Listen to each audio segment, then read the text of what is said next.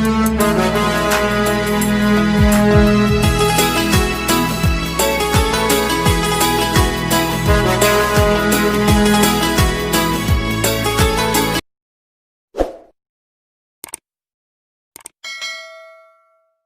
ગુરુદેવ વિદ્યાર્થી મિત્રો, આપણે ધોરણ 12માં ઓનલાઈન અભ્યાસમાં આગળ વધીએ. તો આપણે વાત કરતા હતા પાઠ 5 વિભાગ બીજાના કંપનીના સંચાલકો, જેની અંદર આપણે સંચાલકોનો અર્થ જોયો હતો અને છેલ્લે સંચાલકોના પ્રકારો જોયા હતા. હવે આગળ વધીએ તો સંચાલકોના જે આપણે 8 પ્રકારો જોયા હતા, ત્યારબાદના જે મુદ્દાઓ છે, સંચાલકોની લાયકાતો, એ આપણા કોર્સમાંથી નીકળી ગયેલું છે. અને સંચાલકોની જે સત્તા, ફરજો અને જે જવાબદારીઓ છે એની વાત આપણે આજે કરવાની છે. જો આપણે કોર્સમાંથી આ પાઠમાંથી નીકળી ગયેલા મુદ્દાઓની વાત કરીએ તો જો સંચાલકોની લાયકાતો અને ગેરલાયકાતો નીકળી ગઈ છે, અને આ સંચાલકોની નિવૃત્તિ, રાજીનામું અને સંચાલકને હોદ્દા પરથી દૂર કરવા, આ બંને મુદ્દા આપણા કોર્સમાંથી હાલ નીકળી ગયેલા હોવાથી આપણે સંચાલકોના પ્રકાર બાદ હવે સીધો મુદ્દો જોવાનો છે સંચાલકોની સત્તાઓ, કે જે સંચાલકો જે છે એને કઈ કઈ સત્તાઓ મળે અને કેટલી રીતે મળે. તો સંચાલકોની સત્તાઓની વાત કરીએ તો સંચાલકોને સત્તાઓ 3 રીતે મળી શકે છે. એક, કંપની ધારા અન્વયે મળી શકે, બીજું આવેદનપત્ર દ્વારા મળી શકે, અને ત્રીજું નિયમન પત્ર દ્વારા મળી શકે છે. તો આપણે આ ત્રણેય દ્વારા મળતી સત્તાઓની વાત અહીંયા કરવાની છે. તો જો કહે છે કે કંપનીનું સંચાલન કરવા શેર હોલ્ડર પોતાના પ્રતિનિધિ તરીકે સંચાલકને ચૂંટે છે.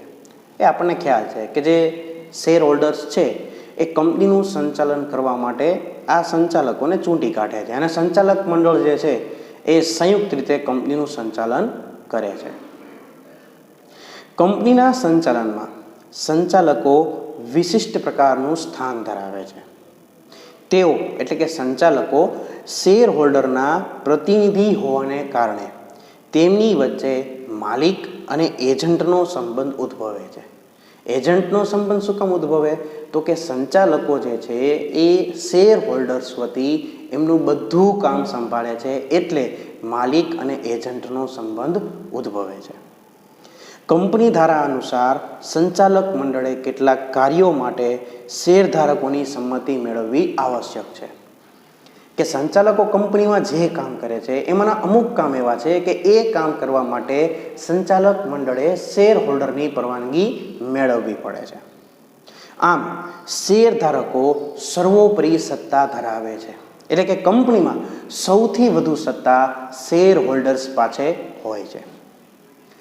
સંચાલક મંડળ પોતાના નિર્ણયો ઠરાવના સ્વરૂપે બહુમતીથી કરતા હોય છે. કે સંચાલક મંડળ કેવી રીતે નિર્ણય કરે? ઠરાવ દ્વારા. સંચાલક મંડળની સભા બોલાવે, એમાં જે બાબત પસાર કરવાની હોય મૂકવામાં આવે, અને બહુમતીથી ઠરાવ પસાર કરી અને નિર્ણય લેતા હોય છે. સંચાલકોની સંખ્યા મર્યાદિત હોવાથી સામાન્ય રીતે તેઓમાં વિવાદ ઊભો થતો નથી. આપણે જોયું હતું કે 12 થી 15 સંચાલકો સુધી કંપનીમાં હોય, તો આટલા સંચાલકો હોય તો કોઈ પણ નિર્ણય લેવામાં વિવાદ ઊભો થતો નથી, અને બને ત્યાં સુધી સરળતાથી નિર્ણયો લેવાઈ જાય છે. આમ છતાં કેટલાક મૂળભૂત નિર્ણયો માટે સંચાલકોની સર્વસંમતિ જરૂરી બને છે. કે મોટે ભાગે સંચાલકોમાં કોઈ વિવાદ નથી હોતો, પણ છતાં અમુક કાર્યો એવા છે કે જે કાર્ય કરવા માટે સંચાલકોની બહુમતી નહીં પણ સર્વસંમતિ, એટલે કે જેટલા સંચાલક આપણી કંપનીમાં હોય એ બધા સંચાલકોની મંજૂરી હોવી જરૂરી બને છે. કંપની એક કૃત્રિમ વ્યક્તિ હોવાને કારણે કંપની ધારા અનુસાર તેને બધી જ સત્તાઓ પ્રાપ્ત થાય છે. કે પોતે અલગ વ્યક્તિત્વ ધરાવે છે, કૃત્રિમ વ્યક્તિત્વ ધરાવે છે, એટલે એને બધી જ સત્તાઓ મળે છે. આમ કંપનીને જે સત્તાઓ ભોગવવાની અને અધિકૃત હોય તે તમામ સત્તાઓ અને કાર્યો કરવા સંચાલક મંડળ હકદાર છે. કે કંપનીને એક અલગ વ્યક્તિત્વ તરીકે જેટલી સત્તાઓ ભોગવવા મળે છે એ તમામ કાર્યો સંચાલક મંડળ ભોગવી શકે છે. સંચાલક મંડળને સત્તા 3 રીતે મળે છે. જો મિત્રો આ 1 માર્કમાં પૂછાઈ શકે કે સંચાલક મંડળને સત્તાઓ કેટલી રીતે મળે, તો કે 3 રીતે મળે છે. કઈ 3 રીતે? તો કે નંબર 1 કંપની ધારા અન્વયે, નંબર 2 કંપનીના આવેદનપત્ર દ્વારા અને નંબર 3 કંપનીના નિયમન પત્ર દ્વારા. આ 3 રીતે સંચાલક મંડળને સત્તા મળે છે અને આ સત્તાને અનુસાર જ સંચાલક મંડળ કામ કરી શકે છે. તો હવે આપણે આગળ વધીએ અને આ એક પછી એકની માહિતી મેળવીએ કે સંચાલક મંડળ જે છે એને કંપની ધારા અન્વયે કેટલી સત્તા મળે, આવેદનપત્રમાં કઈ રીતની સત્તા મળે અને નિયમન પત્રમાં કઈ રીતની સત્તા મળે. તો સૌથી પહેલાં આપણે શરૂઆત કરીએ છીએ સંચાલક મંડળને મળતી કંપની ધારા અન્વયની સત્તાઓની. જો કહે છે આપણને કે સંચાલકોને કંપની ધારા અન્વયે મળેલી સત્તાઓ, જે કંપની ધારા અન્વયે સત્તાઓ મળે છે એને 2 ભાગની અંદર વહેંચી નાખેલી છે. એક સત્તાઓ એવી છે કે જેની અંદર સંચાલક મંડળ પોતે પોતાની સભામાં ઠરાવ પસાર કરી અને સ્વતંત્ર રીતે નિર્ણય લઈ શકે છે, અને બીજી એવી સત્તાઓ છે કે જેની અંદર શેર હોલ્ડરોની સામાન્ય સભામાં ખાસ ઠરાવ કરી અને પછી કાર્ય કરી શકે છે. તો સૌથી પહેલાં કંપની ધારા અન્વયે મળતી સત્તામાં આપણે જોઈએ છીએ કંપનીના સંચાલકો સંચાલક મંડળની સભામાં ઠરાવ પસાર કરીને કંપની વતી નીચેની સત્તાઓ ભોગવી શકે. એટલે આ એવી સત્તાઓ છે કે જે સંચાલકો પોતાની સભામાં ઠરાવ પસાર કરી અને શેર હોલ્ડરોની મંજૂરી વગર કંપનીમાં ભોગવી શકે છે. જોઈએ એક પછી એક. તો જો કે છે સૌથી પહેલાં કંપનીના શેર બહાર પાડવા અને તેની ફાળવણી કરવી. કે જ્યારે કંપનીને મૂડીની જરૂર હોય તો શેર બહાર પાડવા અને તેની ફાળવણી કરવાની સત્તા સંચાલક મંડળને મળે છે, અને સંચાલક મંડળ પોતાની સભામાં ઠરાવ પસાર કરી અને આ વસ્તુ કરી શકે છે, એટલે શેર બહાર પાડી શકે છે. ત્યારબાદ શેર હોલ્ડર પાસે બાકી રહેલ શેરના નાણાંની માગણી કરવી, એટલે કે શેર હપ્તો. કે જો કંપની શેરના નાણાં હપ્તે મંગાવે તો જ્યારે હપ્તાની રકમ મગાવવાની થાય તો એની સત્તા સંચાલક મંડળ પાસે રહેલી છે.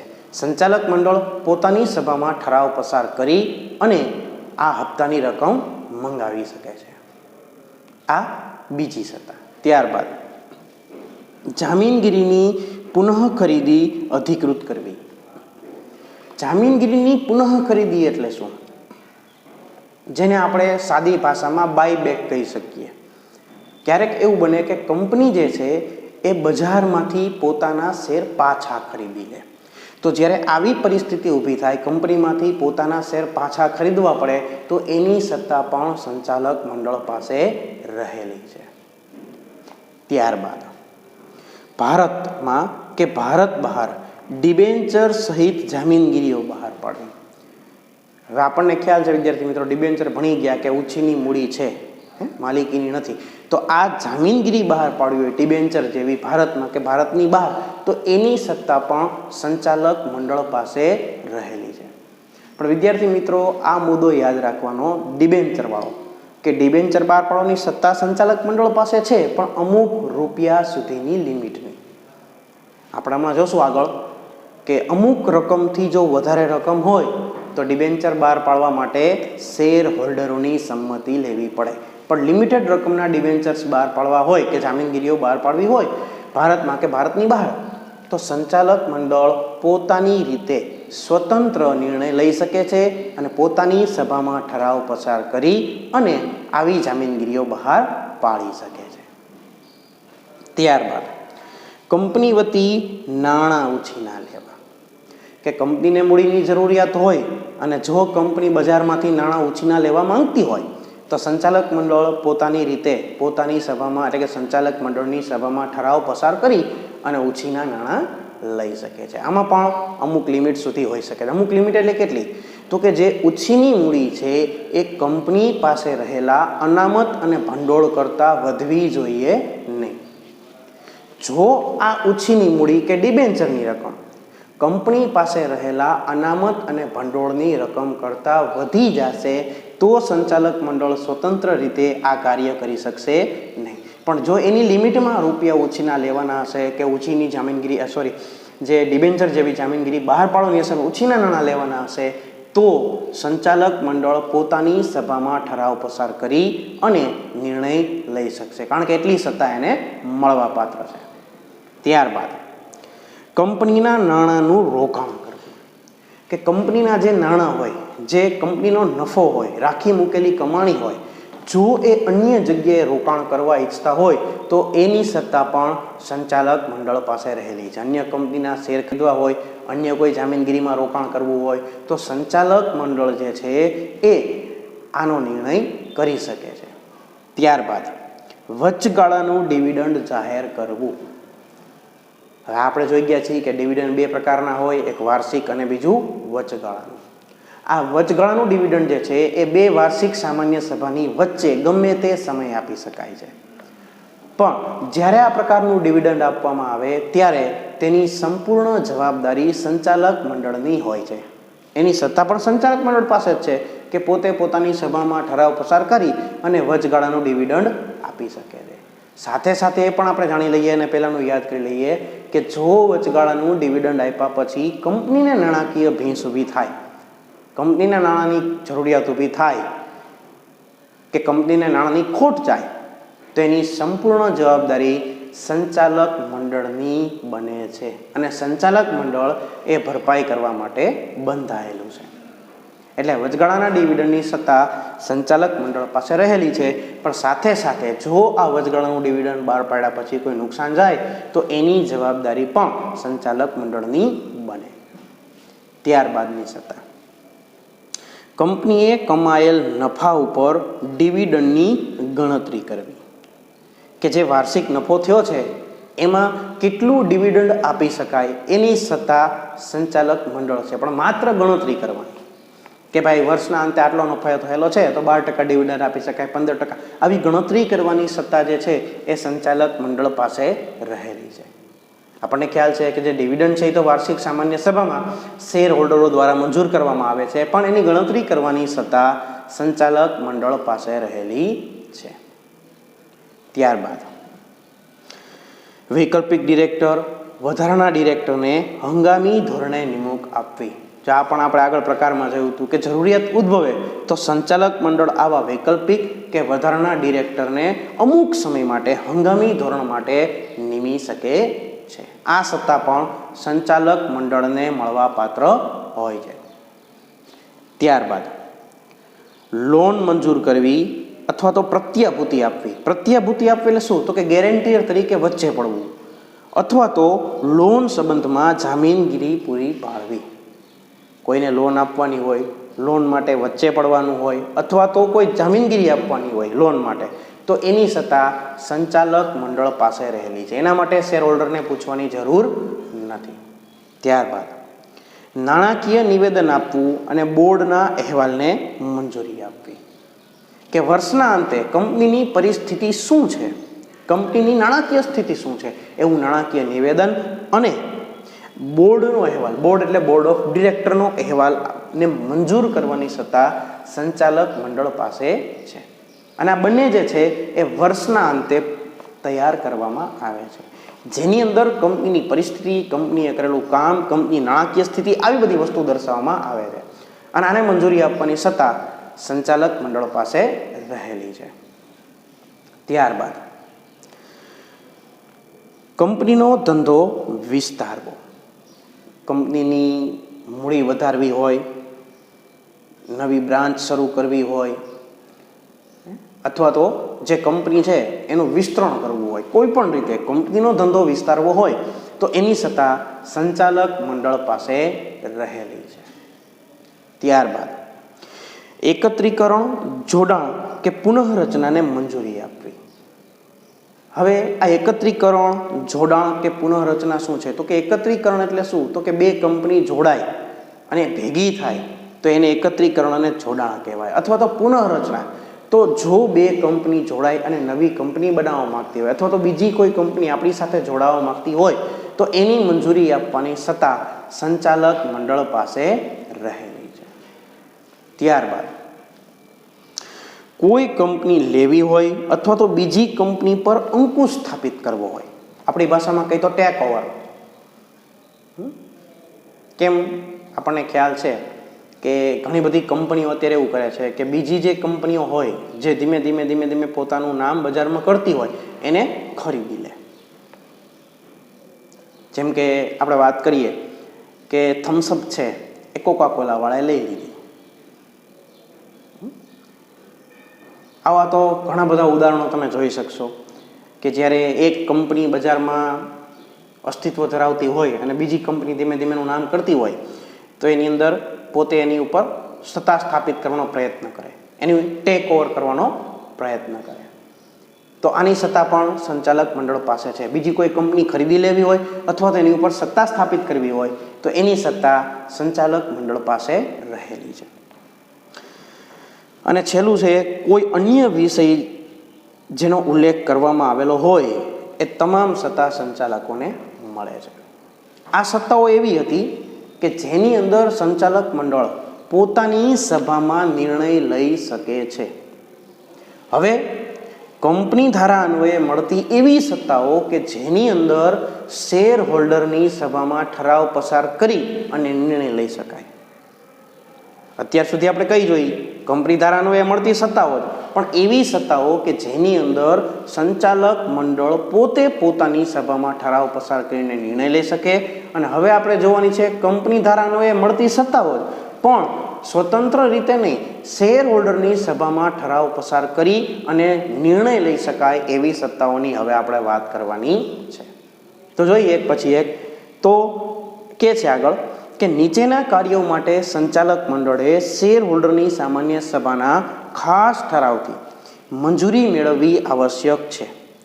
આવી મંજૂરી મેળવીને તે સત્તા ભોગવી શકે. સ્વતંત્ર નહીં, પણ શેર હોલ્ડરની મંજૂરી મળે પછી આ પ્રકારની સત્તા ભોગવી શકે છે. તો એવી આપણને 5 સત્તાઓ આપેલી છે.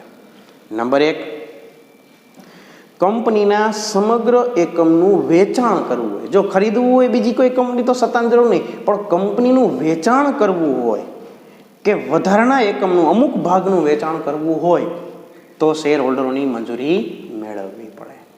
કારણ કે જો નવી કંપની લેશો તો કંપનીને ફાયદો થશે, પણ કંપની વેચવી છે તો શેર હોલ્ડરોની મૂડી દાવ ઉપર લાગશે. એટલે જો કંપની વેચી દેવી હોય અથવા તો કંપનીના અમુક વધારાના ભાગનું વેચાણ કરવું હોય તો શેર હોલ્ડરોની મંજૂરી મેળવવી પડે. ત્યારબાદ કંપનીને ભાડા પટ્ટે આપી દેવી હોય કે કંપની આપણે ચલાવી શકીએ તેમ ન હોય અને સમગ્ર ચાલુ એકમ ભાડા પટ્ટે આપી દેવું હોય.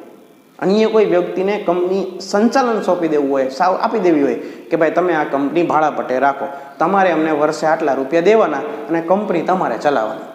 તો આવી રીતે ભાડા પટ્ટે જો કંપની આપવી હોય તો પણ શેર હોલ્ડરોની સભામાં ઠરાવ પસાર કરવો પડે અને ત્યારબાદ એને સત્તા મળવા પાત્ર રહે છે. ત્રીજું, કંપનીએ અન્ય કોઈ પણ કંપની સાથે જોડાણ કર્યું હોય અથવા તો એકત્રીકરણ કરવાથી મળેલી વળતરની રકમનું ટ્રસ્ટની જામીનગીરીમાં રોકાણ કરવું હોય તો સંચાલક મંડળ સ્વતંત્ર નિર્ણય લઈ શકતા નથી, પણ શેર હોલ્ડરની સભામાં ઠરાવ પસાર કરવો પડે છે. યાદ રાખવું, ટ્રસ્ટની જામીનગીરીમાં રોકાણ કરવું હોય તો.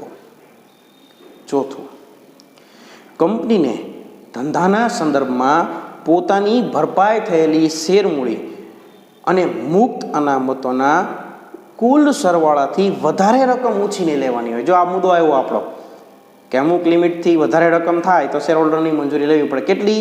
મુક્ત અનામત ભંડોળ અને કંપનીની શેર મૂડી છે આના કરતાં વધારે રકમ જો ઉછીને લેવાની થાય તો શેર હોલ્ડરની મંજૂરી લેવી પડે અને ત્યારબાદ જ એ વધારાની રકમ ઉછીની લઈ શકાય છે. છેલ્લે એવું કહે છે કે કોઈ સંચાલક પાસેથી બાકી લેણાની રકમ વસૂલાત માફ કરવી હોય અથવા તો એની ચૂકવણી માટેને વધુ સમય આપવો હોય. માનો કે કંપનીમાંથી કોઈ સંચાલક રૂપિયા લઈ ગયો છે અને કંપની આ રૂપિયા પાછા લેવા માટે વધુ સમય આપવા માગે છે અથવા તો સાવ માંડી વાળવા માગે છે, તો આ રૂપિયા શેર હોલ્ડરોના હોય છે, એની માલિકી શેર હોલ્ડરોની હોય છે. તો આના માટે શેર હોલ્ડરની સભામાં ઠરાવ પસાર કરવો પડે અને જો એ મંજૂરી આપે પછી સંચાલક મંડળ જે છે એ આ પ્રકારનું કાર્ય કરી શકે છે. આ 5 કાર્યો એવા હતા કે જેની અંદર સંચાલક મંડળ સ્વતંત્ર નિર્ણય લઈ શકતા નથી. આ સત્તા ભોગવી શકે, પણ આ સત્તા ભોગવવા માટે શેર હોલ્ડરોની સામાન્ય સભામાં ઠરાવ પસાર કરવો પડે અને એ ઠરાવ પસાર થયા પછી જ આ પ્રકારની સત્તા ભોગવી શકાય છે. આ આપણે વાત કરી સંચાલક મંડળને મળતી કંપની ધારા દ્વારા મળતી સત્તાઓ, જેમાં અમુક સત્તાઓ સંચાલક મંડળ સ્વતંત્ર રીતે ભોગવી શકે છે અને અમુક સત્તાઓ ભોગવવા માટે શેર હોલ્ડરોની સામાન્ય સભાની અંદર ઠરાવ પસાર કરાવવો પડે છે. આ આપણે સત્તાઓની વાત કરી કંપની ધારા અન્વયે મળતી સત્તાઓની. હવે આવે છે બીજો મુદ્દો, એટલે કે સંચાલક મંડળને આવેદનપત્ર દ્વારા મળતી સત્તાઓ. આ એવી સત્તાઓ છે કે જ્યારે કંપની સ્થપાતી હોય, કંપનીનું આવેદનપત્ર બનતું હોય, ત્યારે આ સત્તાઓનો ઉલ્લેખ કંપનીના આવેદનપત્રની અંદર કરવામાં આવે અને જેનો ઉલ્લેખ આ આવેદનપત્રની અંદર કરેલો હોય એવી તમામ સત્તાઓ સંચાલક મંડળ ભોગવી શકે છે. તો જો શું કે છે આપણે જોઈએ કે સંચાલકોને કેટલીક સત્તાઓ અને માર્ગદર્શન આવેદનપત્ર દ્વારા પ્રાપ્ત થતું હોય છે. કંપની ધારાનું એ તો મળે જ છે, પણ એ ઉપરાંત આવેદનપત્ર દ્વારા પણ અમુક સત્તાઓ કે માર્ગદર્શન મળવાપાત્ર હોય છે. આ સત્તાઓની ઉપરવટ જઈને, એટલે કે આવેદનપત્ર દ્વારા જે સત્તા મળે છે એનાથી ઉપરવટ જઈને કોઈ કાર્ય કરી શકાતું નથી.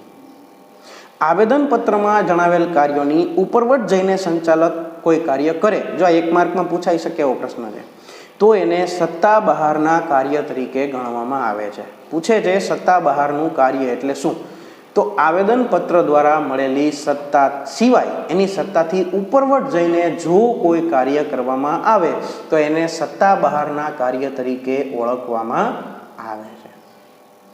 એટલે કે સંચાલક મંડળ જે છે અથવા તો સંચાલકો જે છે એ આવેદનપત્રની બહાર જઈને આવેદનપત્રમાં દર્શાવેલ વસ્તુ સિવાય અન્ય કોઈ વસ્તુ કરી શકતા નથી. આવા જે કાર્યો હોય છે એને કોઈ પણ રીતે સ્વીકાર્ય કરવામાં આવતા નથી અને એ સત્તા બહારના જ ગણાય છે. આવા કાર્યો માટે શેર હોલ્ડરોની સભામાં પણ સર્વાનુમતે ઠરાવ પસાર થતો હોવા છતાં બહાલી આપી શકાતી નથી કે એક વખત તમે આવેદનપત્રની સત્તા બહારનું કામ કર્યું એટલે એ ગેરકાયદેસર જ ગણાશે, સત્તા બહારનું જ ગણાશે. પછી બધા શેર હોલ્ડરો જો આમાં સહમત હશે પણ તેમ છતાં આ કાર્યને મંજૂરી આપવામાં આવશે નહીં, બહાલી આપી શકાશે નહીં અને આ કાર્ય રદબાતલ ગણાશે. એટલા માટે આવા કાર્યો માટે સંચાલક વ્યક્તિગત રીતે જવાબદાર ઠરે છે. પત્ર દ્વારા મળતી સત્તાઓ, તો સત્તાઓ તો આપણને આપી નહીં, માત્ર એટલું કહી દીધું કે આવેદનપત્ર દ્વારા અમુક સત્તાઓ મળે છે.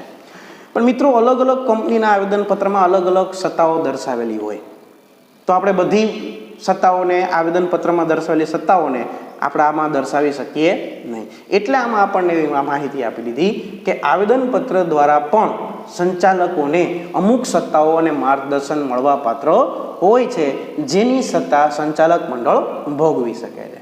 પણ સાથે સાથે આપણને એમ પણ કીધું કે આવેદનપત્ર દ્વારા જેટલી સત્તાઓ મળે છે એની ઉપરવટ જઈને કોઈ કાર્ય કરી શકાતું નથી. જો આવેદનપત્ર દ્વારા મળેલી સત્તાઓથી ઉપરવટ જઈને કોઈ કાર્ય કરવામાં આવશે તો એને સત્તા બહારનું કાર્ય કહેવામાં આવશે અને જો શેર હોલ્ડર સર્વાનુમતે સહમત હશે તો પણ આવા સત્તા બહારના કાર્યને માન્યતા આપી શકાશે નહીં. આ વાત કરી સંચાલક મંડળને મળતી બીજી પ્રકારની સત્તાની, એટલે કે આવેદનપત્ર દ્વારા મળતી સત્તાઓ. અને હવે આપણે વાત કરવાની છે ત્રીજી સત્તાઓની, જે છે નિયમન પત્ર દ્વારા મળતી સત્તાઓ.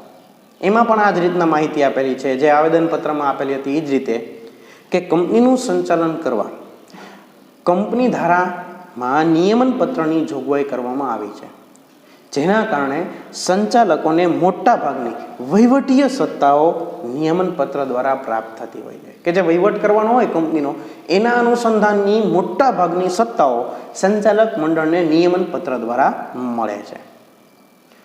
આગળ કહે છે કે આમાં આપેલી સત્તા પ્રમાણે એટલે કે નિયમન પત્રમાં આપેલી સત્તા પ્રમાણે કાર્ય કરવાની જવાબદારી સંચાલકોની છે, પરંતુ નિયમન પત્રની ઉપરવટ જઈને કાર્યો કરે તો એને સત્તા બહારના કાર્યો ગણાશે અને આવા સત્તા બહારના કાર્યો માટે સંચાલક વ્યક્તિગત રીતે જવાબદાર ઠરશે. તો આપણને પ્રશ્ન એ થાય કે ભાઈ આવેદન પત્રમાં સત્તા બહારના કાર્ય આવ્યા, નિયમન પત્રમાં સત્તા બહારના કાર્ય આવ્યા, તો નિયમન પત્રના સત્તા બહારના કાર્યમાં ફેર શું? જો આપણને કહે છે કે જો કે સંચાલકોએ કરેલા ઉપરવટના કાર્યોને પાછળથી એટલે કે પછીથી ઠરાવ દ્વારા બહાલી એટલે કે મંજૂરી આપીને સંચાલકને આ પ્રકારની જવાબદારીમાંથી મુક્ત કરી શકાય છે. એટલે કે નિયમન પત્ર દ્વારા જેટલી સત્તાઓ મળતી હોય એ સત્તાથી ઉપરવટ જઈને જો સંચાલક મંડળ કોઈ કામ કરે તો એવું કાર્ય સત્તા બહારનું કહેવાશે. પણ નિયમન પત્રની સત્તા બહારનું કાર્ય જે છે એને શેર હોલ્ડર સર્વાનુમતે મંજૂરી આપી અને માન્ય રાખી શકે છે અને સંચાલકને પોતાની જવાબદારીમાંથી મુક્ત કરી શકે છે. જો અહીંયા આપણને આવેદન પત્રનું સત્તા બહારનું કાર્ય, નિયમન પત્રનું સત્તા બહારનું કાર્ય બેયનો તફાવત ખબર પડી જાય કે આવેદન પત્રમાં સત્તા બહારનું તમે કાર્ય કરેલું હશે તો પછી ક્યારેય એને બહાલી કે મંજૂરી આપી શકાશે નહીં અને સંચાલક એના માટે જવાબદાર બનશે. પણ નિયમન પત્રની સત્તા બહારનું જો કાર્ય કરવામાં આવેલું હશે તો એના માટે સંચાલક જવાબદાર ઠરશે. પણ જો શેર હોલ્ડર સર્વાનુમતે એને કામને મંજૂરી આપશે તો સંચાલક એની જવાબદારીમાંથી મુક્ત થશે અને એવું કાર્ય માન્ય ગણાશે. આમ સંચાલક મંડળને 3 રીતે સત્તા મળવા પાત્ર હોય છે. એક કંપની ધારા દ્વારા, બીજું આવેદન પત્ર દ્વારા અને ત્રીજું નિયમન પત્ર દ્વારા. કંપની ધારા દ્વારા જેટલી સત્તાઓ મળે છે એને 2 ભાગમાં વહેંચી શકાય. એક એ પ્રકારની સત્તાઓ કે જેની અંદર સંચાલક મંડળ પોતાની સભામાં ઠરાવ પસાર કરી અને સ્વતંત્ર રીતે નિર્ણય લઈ શકે, અને બીજી એ પ્રકારની કંપની ધારા દ્વારા મળતી સત્તાઓ કે જેની અંદર શેર હોલ્ડરોની સામાન્ય સભામાં ઠરાવ પસાર કરી અને પછી ભોગવી શકાય એવી સત્તાઓ. અને નિયમન પત્રના આવેદન પત્રની વાત કરીએ તો એની અંદર આપણને અહીંયા સત્તાઓ દર્શાવેલી નથી. શું કામ? કારણ કે એની અંદર આપણને એવું દર્શાવેલું છે કે નિયમન પત્રને આવેદન પત્ર દ્વારા સત્તા મળે છે પણ દર્શાવી શકાય તેમ. શું કામ? કારણ કે અલગ અલગ કંપની પોતાના આવેદન પત્ર અને નિયમન પત્રમાં અલગ અલગ સત્તાઓ દર્શાવે છે. જેથી આપણને અહીંયા માહિતી આપેલી છે કે આવેદન પત્ર અને નિયમન પત્ર દ્વારા સત્તાઓ મળે છે પણ કઈ મળે છે એનો ઉલ્લેખ કરેલો નથી, કારણ કે અલગ અલગ કંપની પોતાની જાતે લગતી હોય છે. આ આપણે વાત કરી સંચાલક મંડળને મળતી સત્તાઓની. હવે વાત કરીએ આગળ એની ફરજો અને જવાબદારીઓની. પણ સંચાલકોની ફરજો અને જવાબદારીઓને પણ આપણે આજે સરકારશ્રીનો નિર્ણય આવેલો છે એ પ્રમાણે આપણા કોર્સમાંથી કાઢી નાખેલી છે. એટલે આપણે જે સંચાલકોની ફરજો છે અને જવાબદારીઓ છે એ જોવાની આવતી નથી. હવે આના પછીના લેક્ચરમાં જે વસ્તુ આપણે જોવાની છે એ સીધી આપણે શરૂઆત કરશું મેનેજિંગ ડિરેક્ટર MD.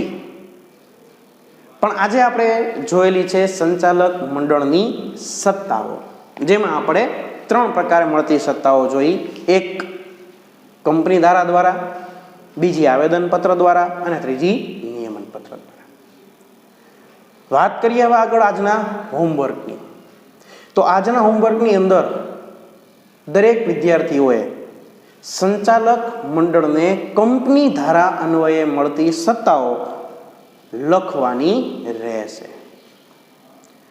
હવે મેનેજિંગ ડિરેક્ટરની શરૂઆત કરશું આપણે આવતા લેક્ચરની અંદર. અહીંયા આપણે આપણા લેક્ચરને વિરામ આપીએ છીએ. અસ્તુ. જય ગુરુદેવ.